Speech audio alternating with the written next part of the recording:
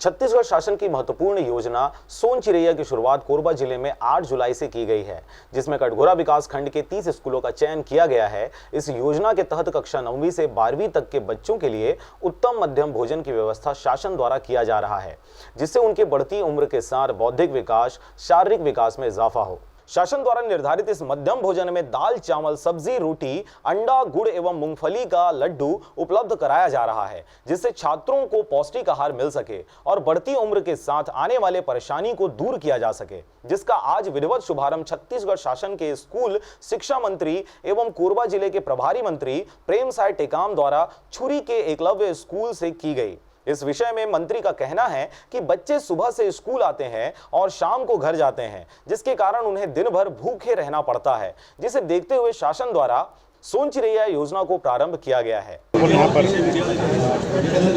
पहली क्लास, छठी class, 9वीं class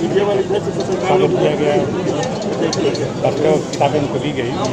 और कई ऐसी योजनाओं का शुभारंभ भी किया जो यहाँ कुपोषण की